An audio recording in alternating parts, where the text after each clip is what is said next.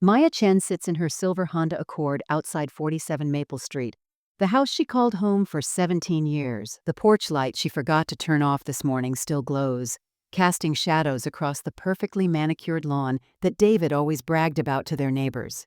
It's 2:14 a.m., and every window is dark except for the kitchen, where she can see the faint blue glow of the coffee maker's digital clock. The same coffee maker she programmed every night before bed so David could have his morning cup ready when he woke up. Her phone buzzes against the passenger seat. David's name flashes across the screen for the 47th time tonight.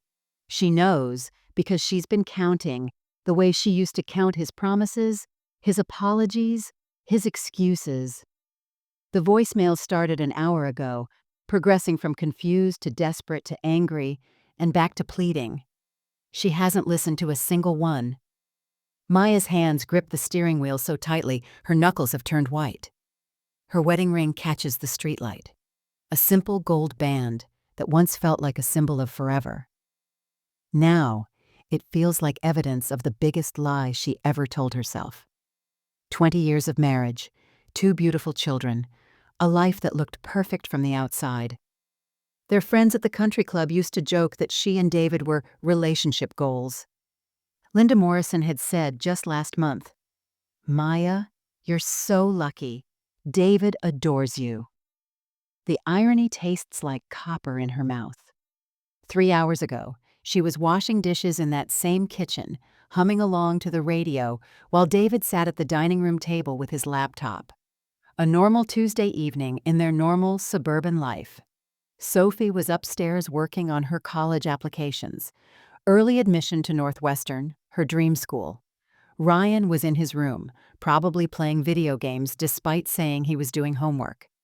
Everything was exactly as it should be. Then David's phone rang. "Don't worry about it," he had said without looking up from his screen. "It's just a guy from work calling. Probably Jenkins with another question about the Morrison account." Maya had nodded, scrubbing the pasta sauce from Sophie's plate, thinking how dedicated her husband was to his job. How lucky she was to have married a man who worked so hard to provide for their family. She'd been proud of him, actually. Proud of how he'd climbed the corporate ladder at Patterson and Associates, proud of the way he handled stress, proud of the life they'd built together. But when the phone kept ringing and David stepped away to use the bathroom, Maya's helpful instincts kicked in. She'd always answered his phone when he couldn't. 20 years of being a team meant taking care of each other's responsibilities. So when the screen lit up again, she reached across the counter and pressed accept. "Hello, this is David's phone," she had said in her cheerful, wife-helping husband voice. The woman on the other end didn't miss a beat. "Hey, baby, I miss you already. When are you coming back over? I'm wearing that red dress you bought me last week." Maya's world tilted sideways. The plate she was holding slipped from her soapy hands and shattered against the kitchen floor, but the sound felt distant and unreal. The woman kept talking, her voice intimate and familiar, painting pictures of afternoons Maya thought David spent in conference rooms and business meetings. She hung up without saying a word, grabbed her purse and car keys, and walked out the front door of the only adult life she'd ever known. Now, sitting in her car like a stranger outside her own home, Maya whispers to the darkness, 20 years of marriage, and I never knew who I was married to. Before we start, let us know in the comments where you're watching from. Don't forget to like, share, and subscribe for more powerful stories. If you had asked Maya Chen 6 months ago to describe her life, she would have smiled that genuine smile that made people feel instantly comfortable and told you she was living the dream. And she meant it. Every single word. Maya met David at a marketing conference in Chicago when she was 25 and hungry for success. She was presenting a campaign for a small startup, wearing a navy blazer she'd bought on sale and practiced her pitch in the mirror for weeks. David was in the audience, working for Patterson and Associates even then, and after her presentation, he approached with that confident smile and said, "That was brilliant. Can I buy you coffee and pick your brain about targeting strategies?" Their first date lasted 6 hours. David talked about his ambitions, his plans to make partner before 35, his vision of success. Maya shared her dream of starting her own agency, her ideas about emotional marketing, her belief that the best campaigns touched people's hearts. When he kissed her goodnight outside her apartment, she felt like she'd found her missing piece. They married 2 years later in a small ceremony at the Botanical Gardens. Maya wore her grandmother's pearls and carried white roses. In her vows, she promised to build a life with him where they'd both chase their dreams together. David's vows talked about partnership, about creating something beautiful, about never taking each other for granted. When Sophie came along 3 years into their marriage, Maya made what felt like a natural decision. David's career was exploding. He'd just made junior partner and was traveling constantly. Maya's marketing job required long hours and weekend campaigns. Something had to give, and Maya chose family. "It's just temporary," she told her boss, Linda Rodriguez. Yes, Elena's aunt, though Maya wouldn't learn that devastating connection until much later. "Just until Sophie starts school. Then I'll be back, better than ever." But temporary became permanent, so gradually, Maya barely noticed. First, it was just maternity leave, then extended leave, then part-time consulting from home that slowly faded as David's career demands increased. When Ryan came along 3 years later, the decision seemed already made. Maya threw herself into motherhood and marriage with the same passion she'd once reserved for ad campaigns. She researched the best schools, organized playdates, coached soccer teams, and ran the PTA fundraisers. Their house became the gathering place for neighborhood families, Maya's famous lasagna, her perfectly planned birthday parties, her ability to make everyone feel welcome. Every morning she woke up at 5:30 a.m. to make David's coffee exactly how he liked it. 2 sugars, splash of cream, served in his favorite mug with the Patterson & Associates logo. She packed his lunch in the small cooler bag, always with a handwritten note tucked inside. "Have a great day, honey." Or, "You've got this." Or, "Can't wait to hear about your presentation tonight." David would kiss her forehead before leaving, grab his briefcase and say, "What would I do without you, Maya?" And she'd beam with pride because she knew, absolutely knew, that she was the foundation of his success, the reason he could focus completely on work without worrying about anything at home. Their friends envied them openly. At dinner parties, couples would joke about their arguments while Maya and David sat hand in hand, finishing each other's sentences. "You two make it look so easy," their neighbor Tom Bradley would say. "What's your secret?" Maya would squeeze David's hand and answer, "We're a team. When one of us wins, we both win." She believed that with every fiber of her being. She believed she was building something lasting, something beautiful, something worth the sacrifice of her own ambitions. She believed their love story was just beginning, not ending. She believed in them right up until the moment the phone rang. The shift started so subtly that Maya almost missed it entirely. Looking back now, she can pinpoint the exact moment everything began to change. But at the time, it felt like nothing more than a bad day that David was having at work. It was a Thursday evening in late September, 3 months before the phone call that would shatter her world. Maya had spent the afternoon making David's favorite meal, herb-crusted salmon with roasted vegetables, and that wild rice pilaf he always requested for special occasions. There was no special occasion, really, but she'd noticed he seemed stressed lately, working longer hours, coming home with tension lines around his eyes that hadn't been there before. Sophie was at soccer practice, and Ryan was at his friend's house working on a science project, so Maya had the rare opportunity to create a romantic evening for just the two of them. She'd even stopped by the wine shop and bought that expensive Pinot Grigio David had mentioned wanting to try. The table was set with their wedding china, candles flickering softly, and she'd changed into the blue dress he'd complimented her in last month. When David walked through the door at 6:45 p.m., only 15 minutes late, which was early for him lately, Maya greeted him with a warm smile and a kiss on the cheek. "Surprise," she said, gesturing toward the dining room. "I thought we could use a nice evening together, just us." David paused in the entryway, his briefcase still in his hand, and looked at the scene she'd created. For a moment, something crossed his face that Maya couldn't quite read. Annoyance? Frustration? She pushed the thought away immediately. "Maya, I told you I had to work tonight," he said, his voice carrying an edge she'd rarely heard before.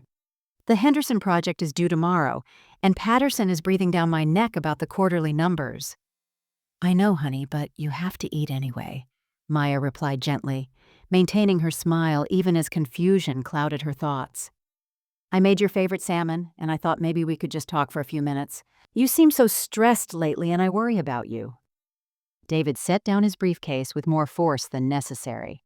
"Maya, I'm not a child. I can handle my own meals. I don't need you hovering over me constantly, planning surprise dinners and trying to fix problems that don't exist." The words hit Maya like a slap. In 20 years of marriage, David had never spoken to her with such coldness.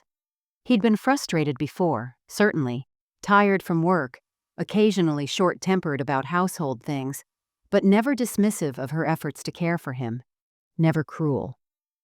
"I wasn't hovering," Maya said quietly, her voice barely above a whisper. "I was just trying to do something nice." David ran his hands through his hair and sighed heavily. "Look, I'm sorry. I didn't mean to snap at you. It's just this Henderson project has me completely stressed out, and Patterson is making everyone's life miserable right now. I need to focus, and when you plan these elaborate dinners without checking with me first, it just adds pressure I don't need." Maya nodded quickly, eager to restore peace between them. "Of course I understand. I should have asked first. Why don't you go change, and I'll make you a plate you can take to your office. You can work while you eat." "That would be great," David said, his voice softening slightly. He kissed her forehead.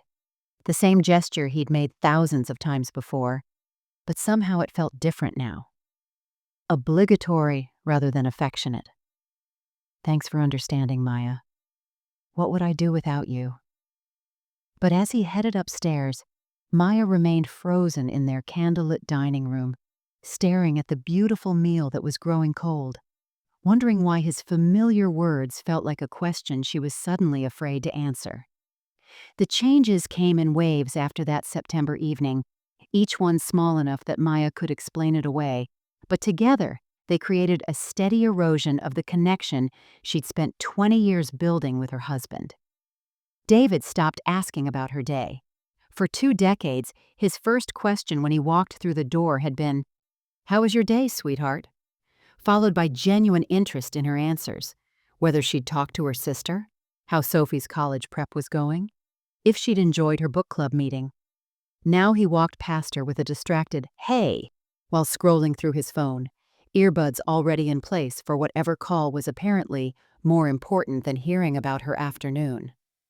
Maya tried to fill the silence with extra cheerfulness, launching into stories without being asked.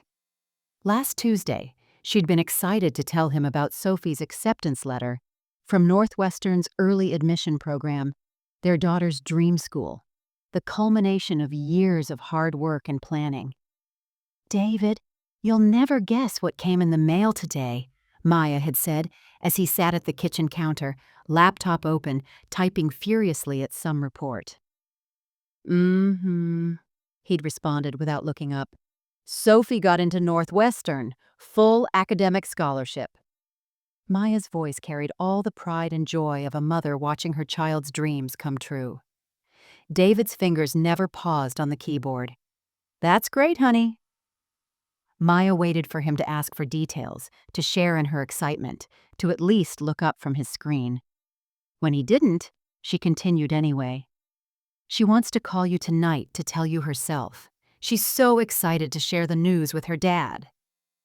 "Sure, I'll talk to her later," David said, still focused on his work. "Just remind me, okay?" Maya never had to remind him before. He used to be the parent who remembered every game, every school event, every important moment in their children's lives.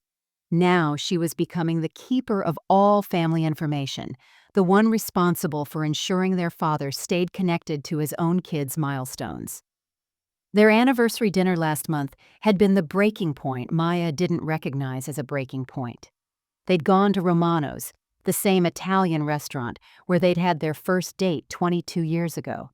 Maya had dressed carefully in a new black dress, styled her hair, even gotten her nails done for the occasion. She'd been looking forward to this evening for weeks, remembering how they used to talk for hours over wine and pasta, planning their future, sharing dreams. Halfway through their appetizers, David's phone buzzed. "Sorry, just need to check this quickly," he said, glancing at the screen. Then he was typing, his brow furrowed in concentration. "Work?" Maya asked gently. "Yeah, just the Henderson project again. You know how Patterson gets." David's fingers moved rapidly across his phone screen. 5 minutes passed, then 10. Maya sat across from him, watching her husband conduct what appeared to be an entire conversation via text while their anniversary dinner grew cold.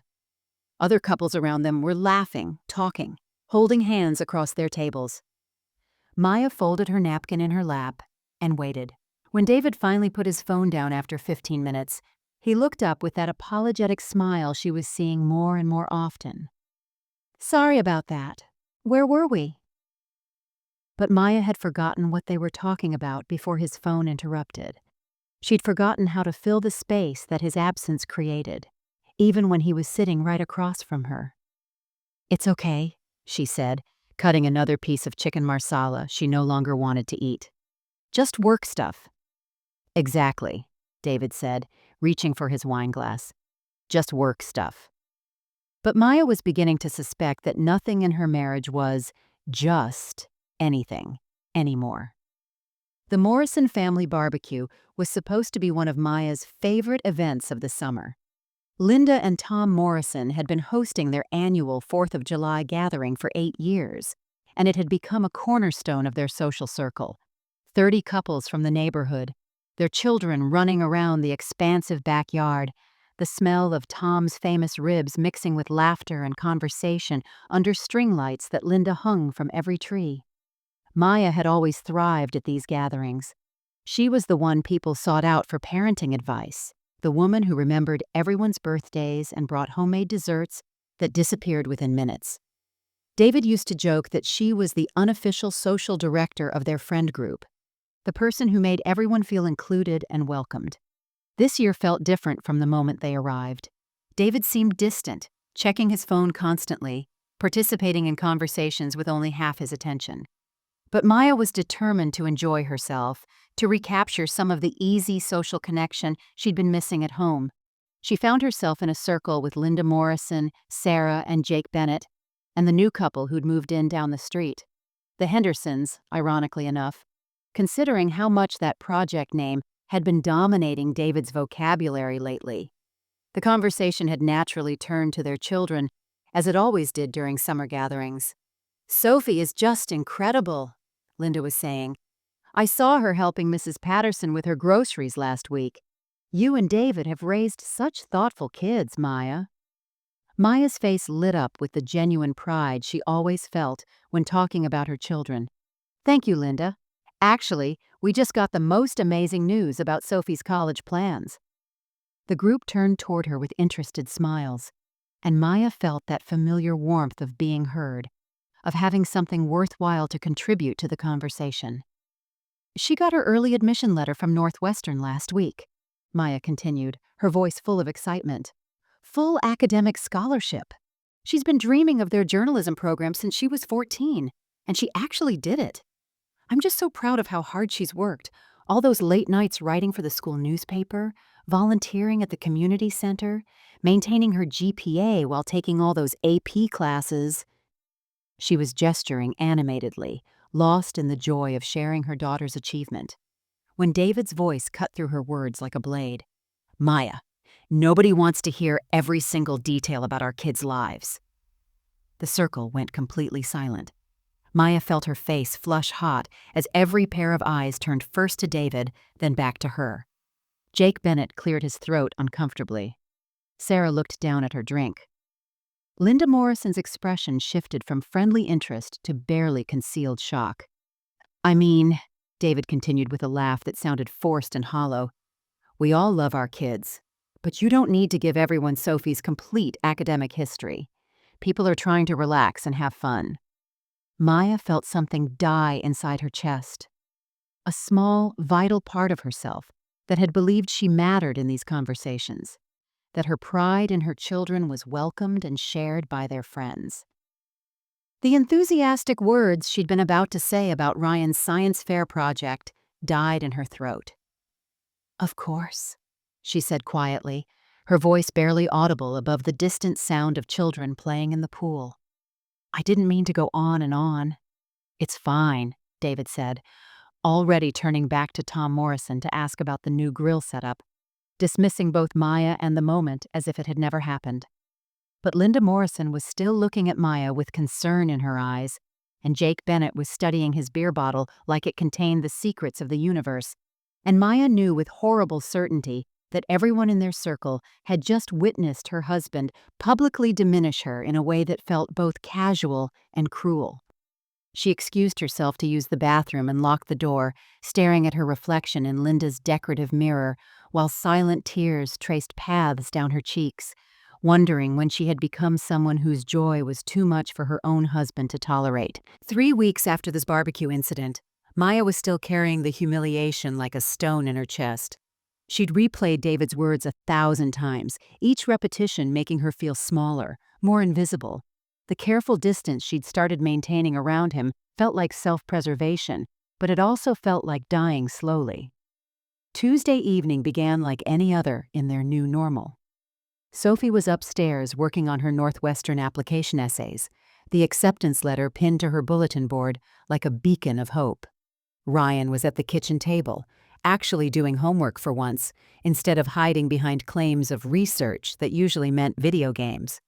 Maya moved around her kitchen with the practiced efficiency of 20 years, preparing David's favorite pasta dish, penne with Italian sausage and bell peppers, the recipe she'd perfected during their early marriage when money was tight and love felt infinite. David sat at the dining room table, laptop open, the blue glow of his screen reflecting off his reading glasses. The same position he'd occupied every evening for months now, present in body, but absent in every way that mattered. Maya had stopped trying to draw him into family conversation. The risk of another public dismissal felt too great. She was stirring the pasta sauce when David's phone rang from the counter behind her. Without looking up from his screen, he called out, "Don't worry about it. It's just a guy from work calling. Probably Jenkins with another question about the Morrison account." Maya nodded absently, focused on getting the seasoning just right. David had been fielding calls from Jenkins all week. Something about quarterly projections and client presentations. She'd grown accustomed to the rhythm of his work demands, the way his phone seemed to ring at all hours with urgent questions that couldn't wait until morning. The phone stopped ringing, then immediately started again. Maya glanced over at the counter where David's iPhone lit up with each call, the name Jenkins displayed clearly on the screen. Or at least, that's what she assumed it said. She wasn't close enough to read it clearly, and she'd trained herself not to look too closely at David's phone after one too many accusations of checking up on him. "I'll get it," David called, starting to rise from his chair. "Don't worry, I've got it," Maya replied automatically, her voice carrying the helpful efficiency of a wife who'd spent 2 decades managing the small details of their shared life. She reached across the counter with her free hand, still stirring the sauce, and pressed accept without really looking at the screen. "Hello, this is David's phone," she said in her cheerful, practiced tone. The same greeting she'd used hundreds of times over the years when answering his calls while he was in the shower, or driving, or simply had his hands full. The voice that responded made Maya's entire world tilt sideways. "Hey, baby. I miss you already." The woman's voice was warm, intimate, familiar in a way that spoke of countless previous conversations. "When are you coming back over? I'm wearing that red dress you bought me last week, and I keep thinking about this afternoon. You left so quickly, I didn't get to properly say goodbye." Maya's hand went numb.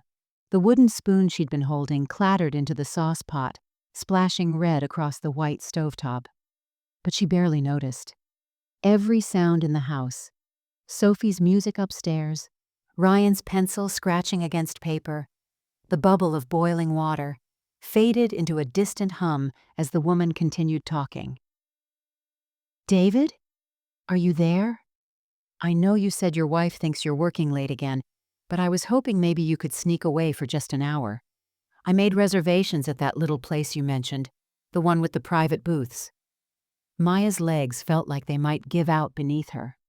20 years of marriage, 20 years of trust, 20 years of believing she knew the man sleeping beside her every night, all of it crumbled in the space between heartbeats. She hung up the phone without saying a word. The Sunset Motel on Highway 42 cost $49 a night and smelled like industrial disinfectant, mixed with decades of other people's desperation.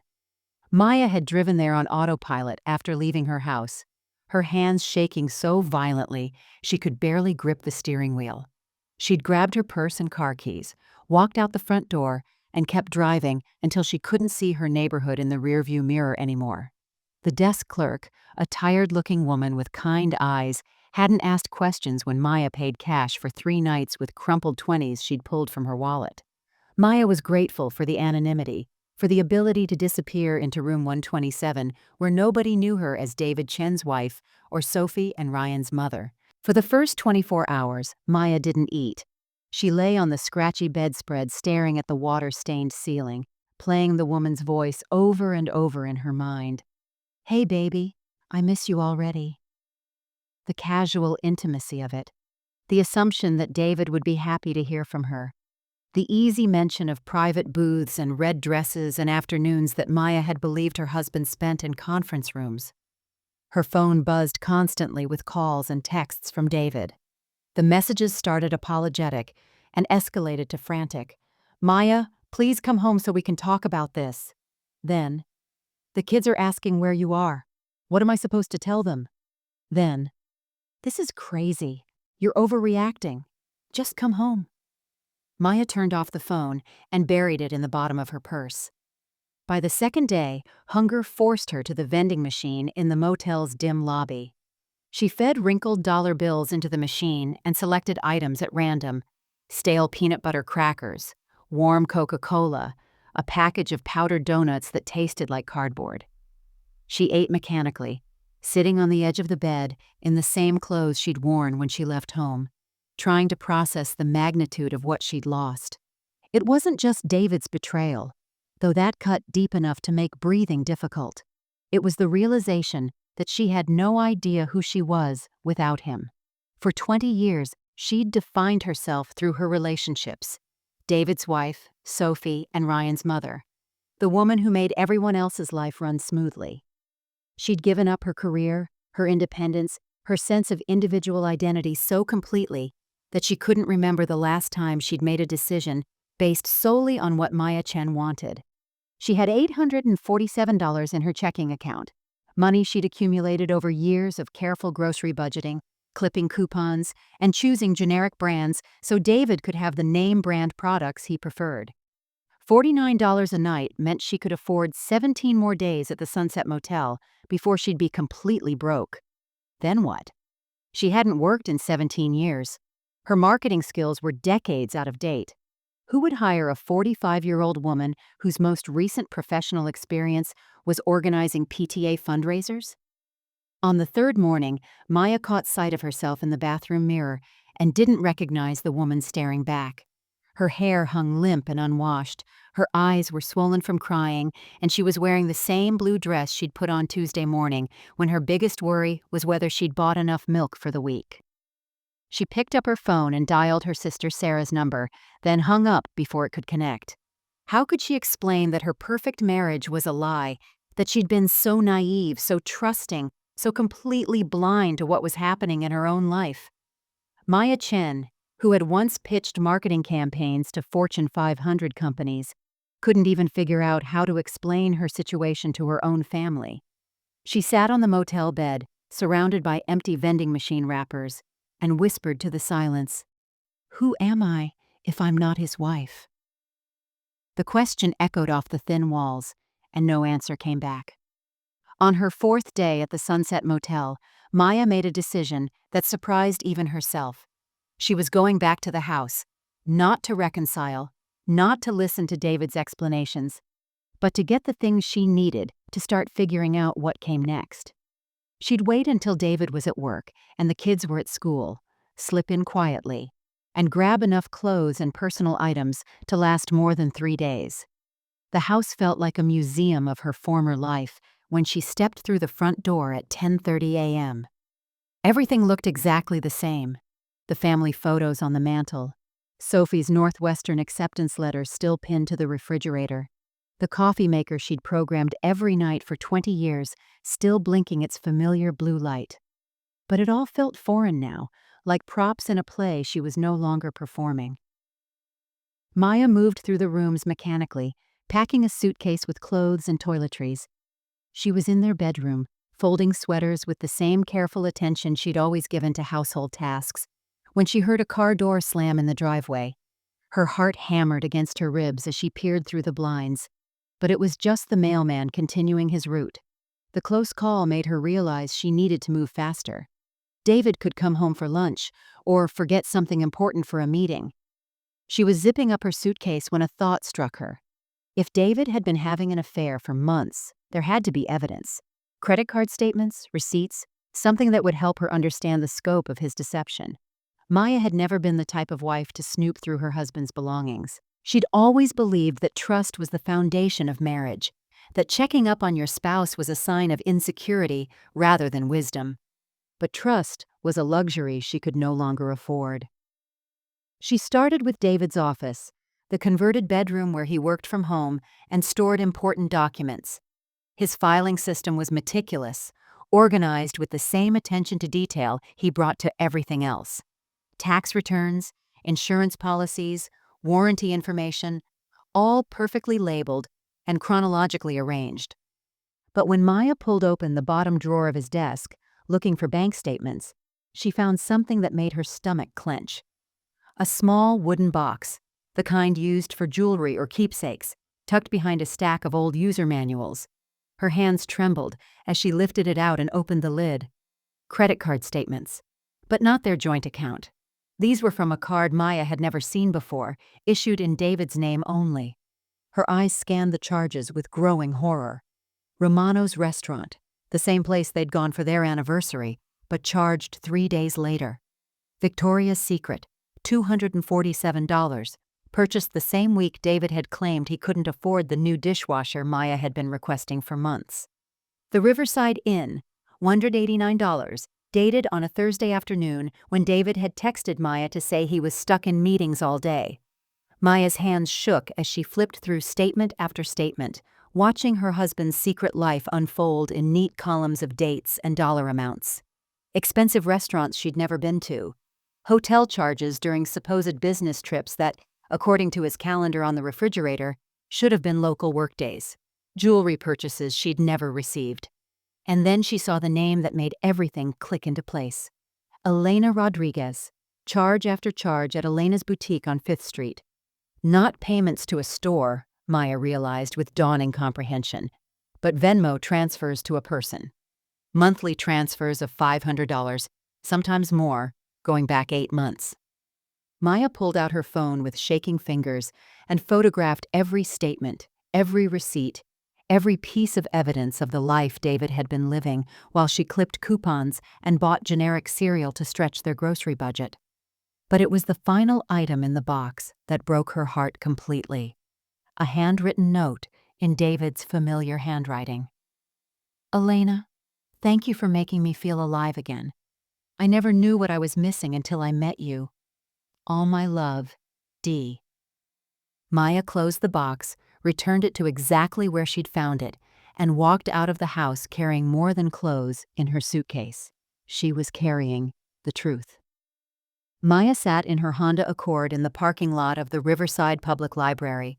The credit card statements spread across her passenger seat like pieces of a puzzle she finally understood how to assemble. The handwritten note lay on top of the pile. Elena, thank you for making me feel alive again.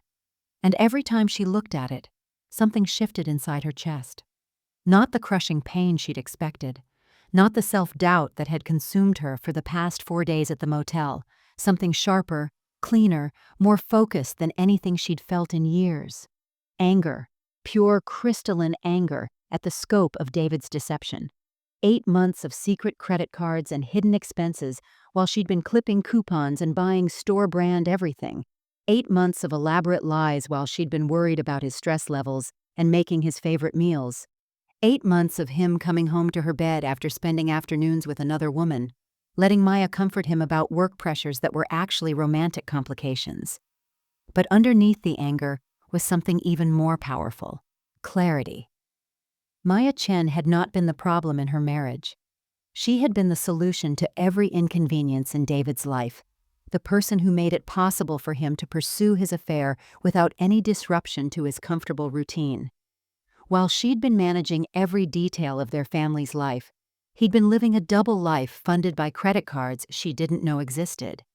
For 20 years, she'd made herself smaller and smaller, convinced that David's success was their success, that his needs mattered more than her own ambitions.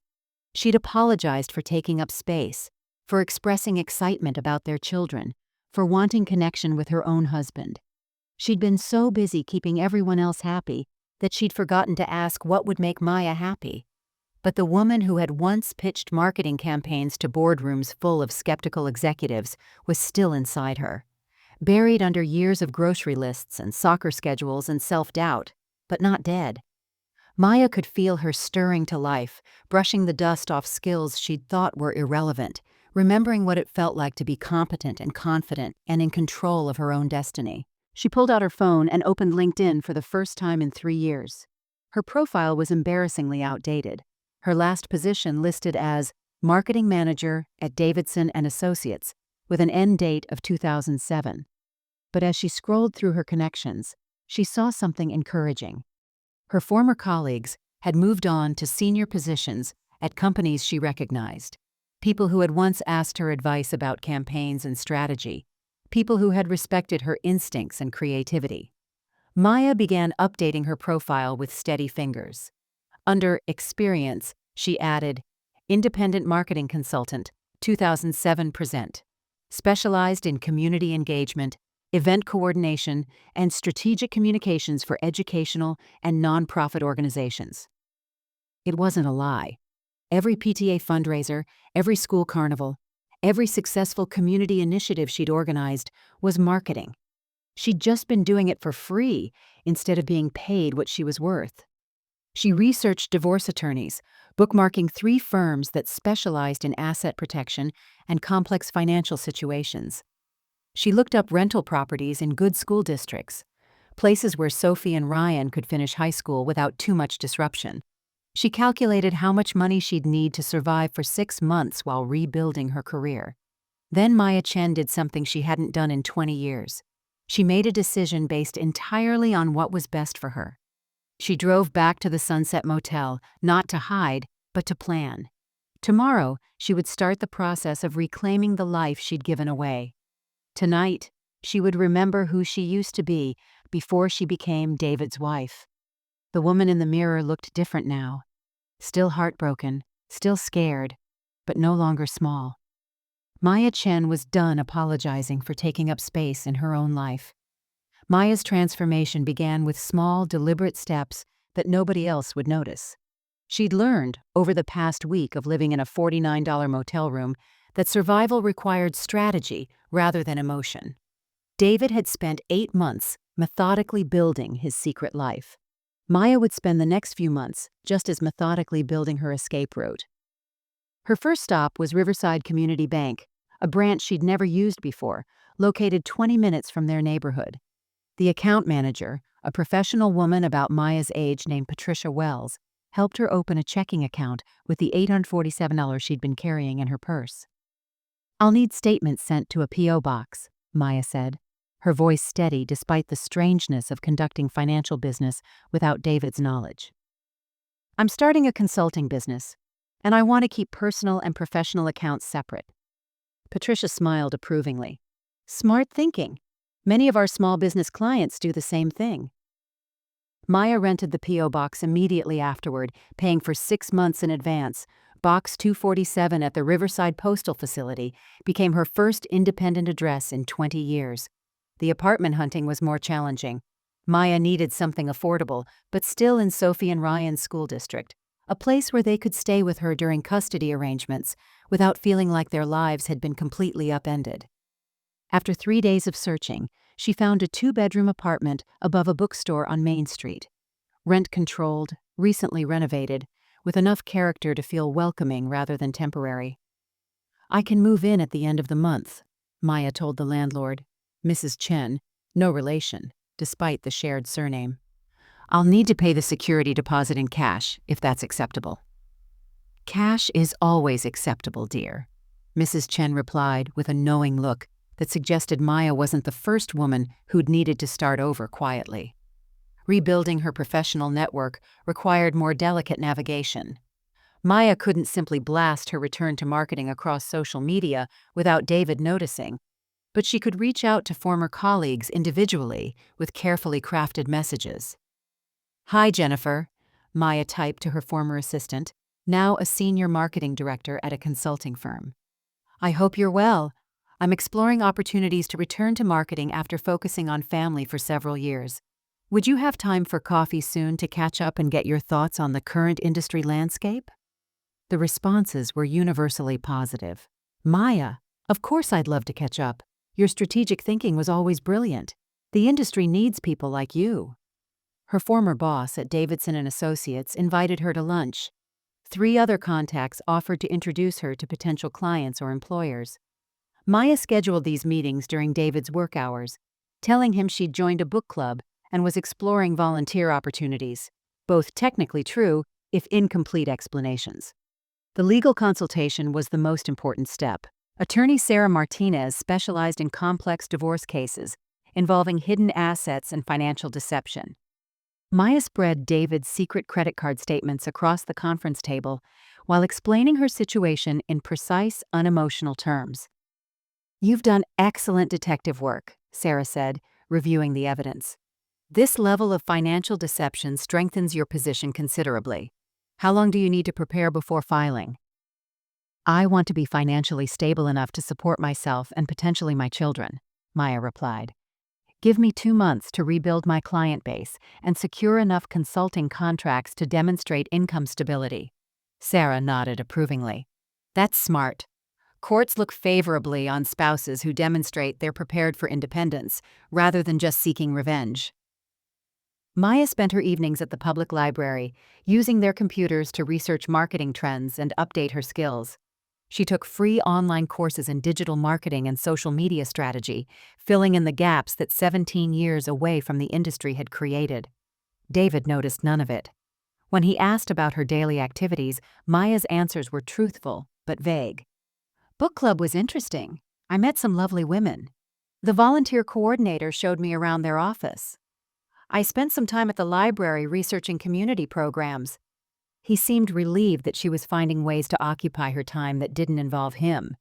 If he'd been paying attention, he might have noticed that Maya was no longer asking him about his day, no longer trying to draw him into family conversations, no longer making his favorite meals or leaving notes in his lunch. But David was too busy managing his own secret life to notice that his wife had finally started building one of her own. Maya Chen was done being invisible in her own marriage. She was preparing to become impossible to ignore. The first crack in David's carefully constructed facade appeared 3 weeks after Maya had quietly begun rebuilding her life. It started with something as simple as missing tax documents, papers that Maya had always organized and filed with meticulous precision, but which were now mysteriously absent from their usual location in David's home office. "Maya, where are last year's tax returns?" David called from his desk, his voice carrying that familiar edge of impatience she'd grown accustomed to hearing. "Patterson needs copies for the Henderson account audit, and I can't find them anywhere." Maya looked up from her laptop. She'd been working on a marketing proposal for a local nonprofit, her first paid consulting project in 17 years, and gave him the same pleasant smile she'd perfected over 2 decades of marriage. "I'm not sure," she replied calmly. "Have you checked the filing cabinet under T for taxes?" Of course, Maya knew exactly where the documents were. They were locked in a safety deposit box at Riverside Community Bank, along with copies of every important financial document she'd quietly removed from David's office over the past month. Insurance policies, investment statements, property deeds, all the paperwork that would be crucial when Sarah Martinez filed for divorce. David spent 40 minutes searching through filing cabinets and desk drawers before finally asking, "Maya, you didn't move these somewhere else, did you?" "Why would I move them?" Maya asked, her tone genuinely curious rather than defensive. "I haven't touched your office organization in months. Maybe you relocated them when you were working on that project last week." The confusion in David's eyes was almost satisfying. For 20 years, Maya had been his personal administrative assistant, the person who knew where everything was located, who anticipated his needs before he expressed them. Now suddenly, he was responsible for keeping track of his own documents, and the adjustment was clearly more difficult than he'd expected. But the tax documents were just the beginning. David's mother, Patricia Chen, had always preferred Maya to her own son, a preference that became glaringly obvious when she began calling the house phone exclusively during hours when David was at work. "Maya, dear, I wanted to talk to you about Thanksgiving," Patricia said during one of their afternoon conversations. "I know David mentioned having it at your house this year, but honestly, I'd rather help you cook than sit at a restaurant table making small talk. Your stuffing recipe is so much better than that place David suggested." Maya felt a pang of genuine affection for her mother-in-law, mixed with sadness about the relationship she'd inevitably lose in the divorce. "I'd love to cook with you, Patricia. That sounds perfect." When David came home that evening, he was clearly frustrated. "My mother called my office today asking why I never return her phone calls. Apparently, she's been trying to reach me for weeks about holiday plans, but she keeps calling you instead of me. Can you please tell her to call my direct line?" "I'm sure she'd be happy to talk to you directly," Maya replied. "Maybe you could call her back tonight? I think she just enjoys our conversations." The truth was that Patricia had been trying to reach David, but his secretary had been screening calls more aggressively lately, probably because Elena Rodriguez had been calling the office frequently enough that even the staff had started to notice patterns. Meanwhile, Sophie and Ryan had begun making comments that suggested they were picking up on the tension between their parents, even if they couldn't articulate exactly what felt different. "Dad's been really weird lately," Ryan mentioned one evening while Maya helped him with his geometry homework. "Like, guilty weird. He keeps asking if I need anything or want to do stuff together, but then he gets distracted and checks his phone the whole time." Sophie was more direct. "Mom, are you and Dad okay? He seems really anxious all the time, and you seem, I don't know, calmer somehow, more like yourself." Maya smiled at her perceptive daughter. "We're figuring some things out, sweetheart, but you don't need to worry about it." David's confidence was eroding in small daily ways, while Maya's was growing stronger with each successful consulting project, each document she secured, each step she took toward independence. The power balance in their marriage was shifting, and David was beginning to sense it without understanding what had changed. Maya chose the Morrison family's annual holiday party for her moment of truth. It was the same social circle where David had humiliated her 5 months earlier, the same group of couples who had witnessed him dismiss her excitement about Sophie's achievements as though her pride was an inconvenience to be managed.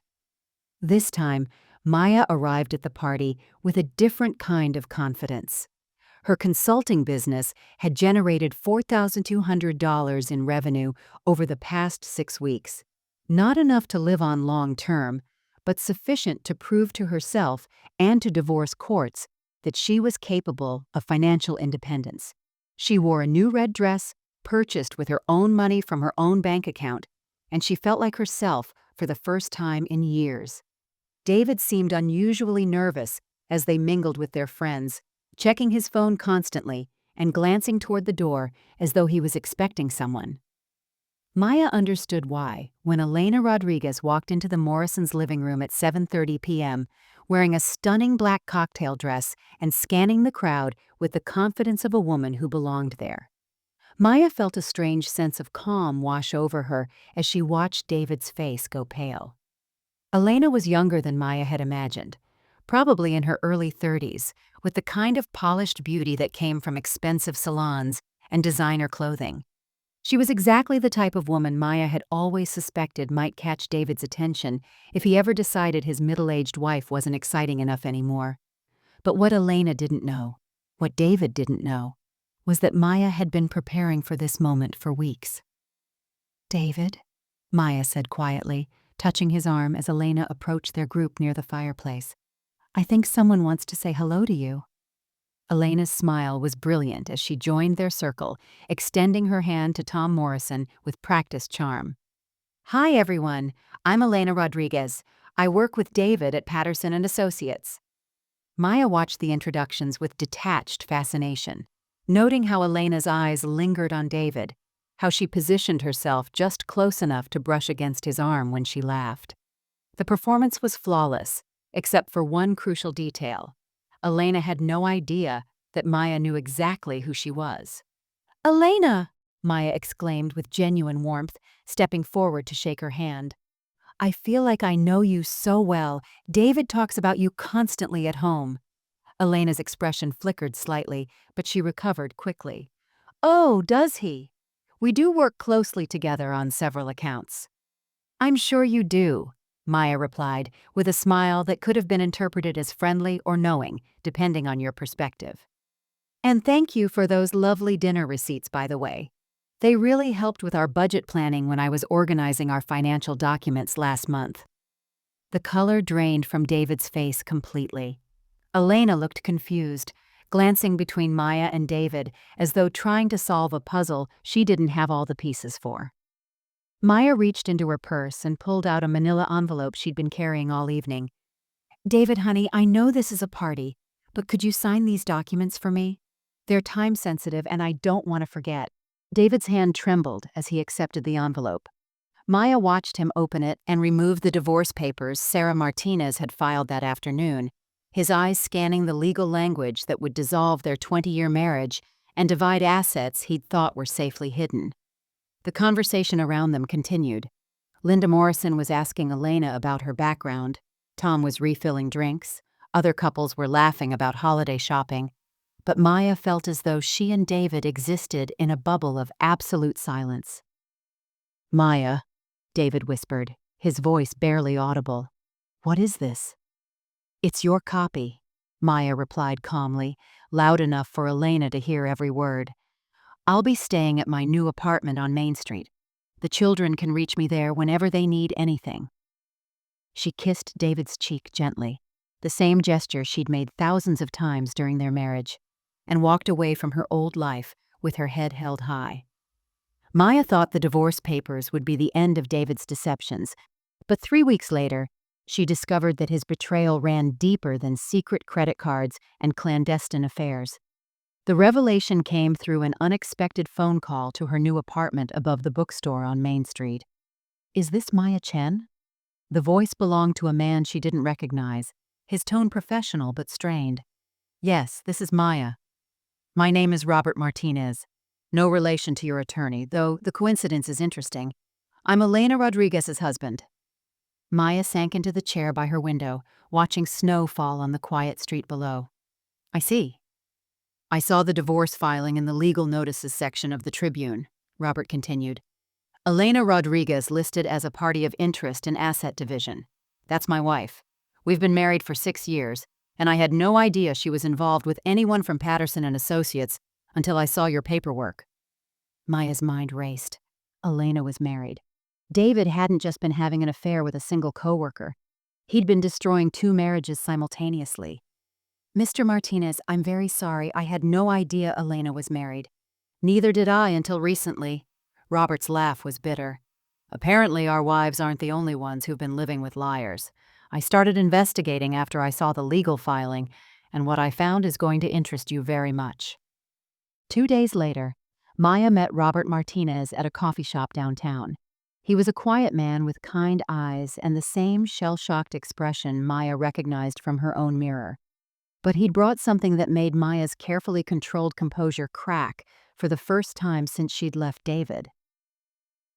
Elena works in Patterson and Associates' accounting department, Robert explained, sliding a folder across the small table between them. She has access to expense reports, travel reimbursements, company credit cards. Look at these. Maya opened the folder to find photocopies of corporate expense reports bearing David's signature. Hotel charges for business trips that, according to the dates, had occurred during weekends when David was supposedly playing golf with Tom Morrison. Restaurant bills submitted for client entertainment that matched exactly with the charges on David's secret personal credit card. The same meals, the same locations, claimed twice for reimbursement. They've been using company money to fund their affair, Robert said quietly. Elena processes the expense reports, approves the reimbursements, and David submits fraudulent claims. I estimate they've stolen at least $47,000 from Patterson and Associates over the past 8 months. Maya stared at the documents with growing amazement. David hadn't just betrayed their marriage.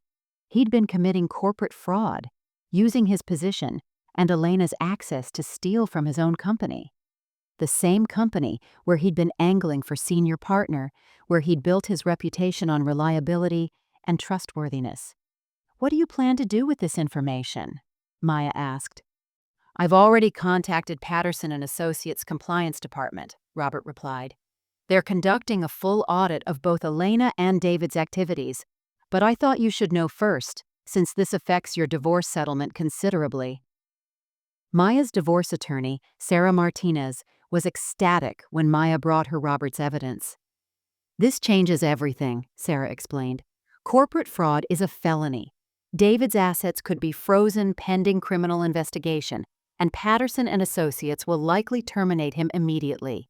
His earning capacity just dropped to 0. Within a week, both David and Elena were escorted from the Patterson and Associates building by security guards.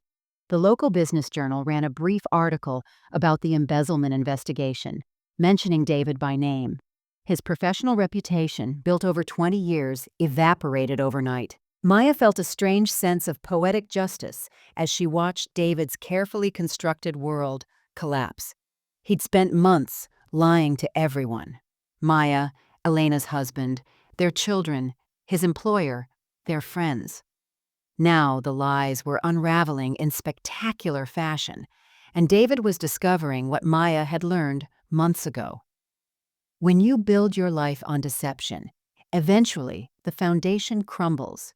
The man who had made Maya feel invisible was about to become unemployed, publicly disgraced, and very visible to federal investigators interested in corporate fraud. Justice, Maya realized, sometimes came in forms you never expected. 6 months after the divorce papers were signed and David's professional life imploded, Maya was settling into a routine she'd never imagined possible. Her consulting business was thriving, 3 steady clients and a waiting list of nonprofits seeking her expertise in community engagement and strategic communications. Sophie had started her freshman year at Northwestern with a confidence that reminded Maya of her own younger self, and Ryan was flourishing in his new role as the man of his mother's small but peaceful household. Maya was reviewing a marketing proposal on her laptop, sitting at the small dining table in her apartment above the bookstore, when she heard footsteps on the external staircase that led to her door. Heavy, familiar footsteps that made her stomach tighten with recognition before the knock even came.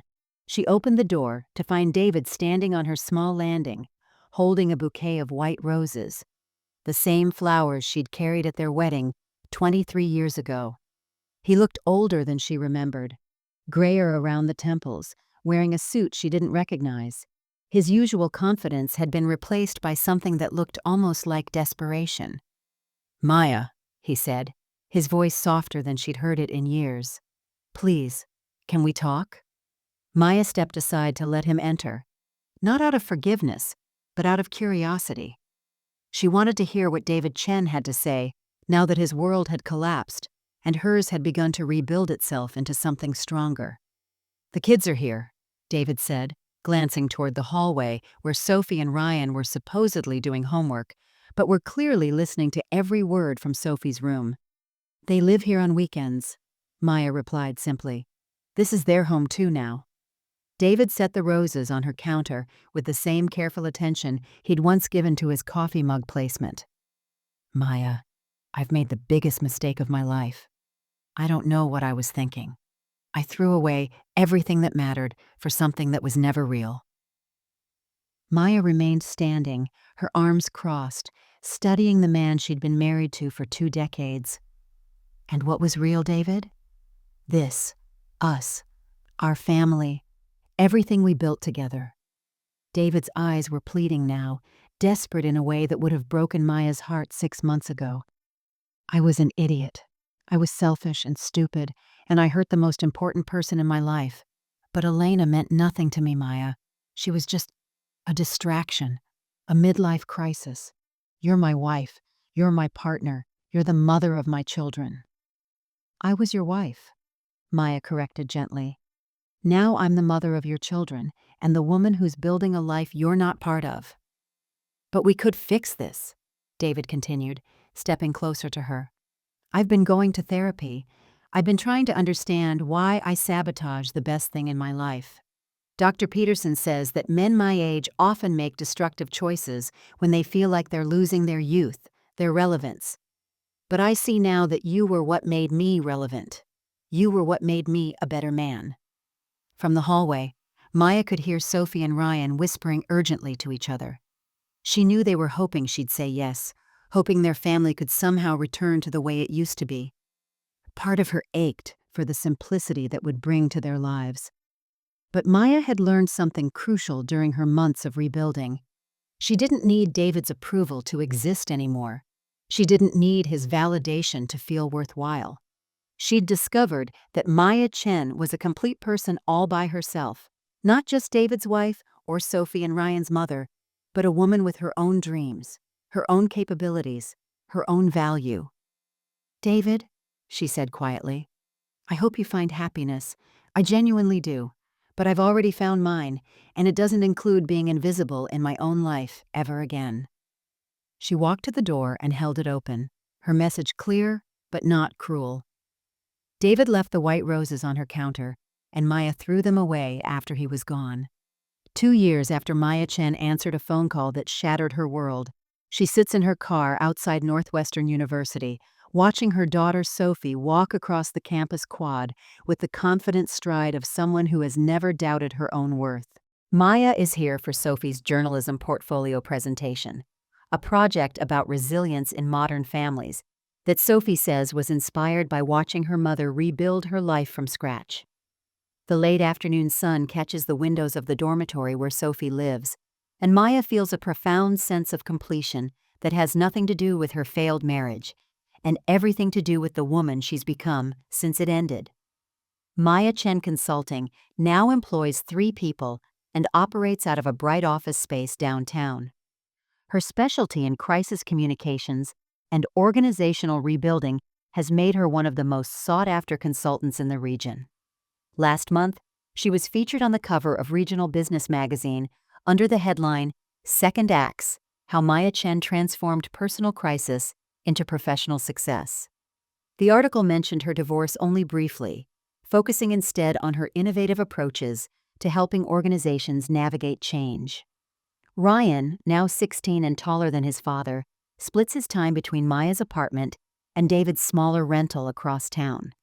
He's become protective of his mother in a way that would have concerned Maya once, but now feels like the natural result of watching someone you love discover their own strength.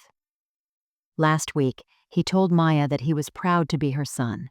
Not their son, not part of David's legacy, but specifically hers. David has found work with a smaller firm. His corporate fraud charges resolved through plea bargain and community service. He sends Maya cards on holidays and birthdays, brief messages that thank her for raising incredible kids, and express hope that she's finding peace. Maya reads these notes with the detached kindness she might show to an old acquaintance, someone she once knew well, but who now exists on the periphery of her life. Elena Rodriguez divorced her husband and moved to another state. Maya occasionally wonders if Elena and David stayed together after destroying 2 marriages, but she realizes she doesn't actually care about the answer. Their story became irrelevant the moment Maya stopped defining herself through David's choices. Maya's phone buzzes with a text from her newest client, a hospital system navigating a leadership transition. Maya, the board meeting went perfectly. Your presentation was exactly what we needed. Thank you for helping us see that crisis can be an opportunity for growth. That phrase, crisis as opportunity for growth, has become Maya's personal motto and professional philosophy. She teaches it to organizations facing difficult transitions, and she lives it every day in the life she's built from the ashes of her marriage. As Sophie emerges from her dorm and walks toward Maya's car, Maya sees not just her daughter, but a young woman who has learned by example that betrayal doesn't define you unless you let it, that starting over isn't a failure, but a form of courage, and that sometimes losing everything you thought you wanted is the only way to discover what you actually need. Maya rolls down her window as Sophie approaches, and her daughter's face lights up with genuine joy. "Mom, how long have you been waiting? You should have come up. I wanted to show you my presentation setup." "I was exactly where I needed to be," Maya replies, and for the first time in her adult life, she means it completely. Maya Chen learned that the most devastating betrayal can become the greatest gift. Not because betrayal is good, but because surviving it reveals strengths you never knew you possessed. Sometimes, the woman you become after losing everything is exactly the woman you were meant to be all along. The phone call that ended her marriage was also the phone call that began her real life.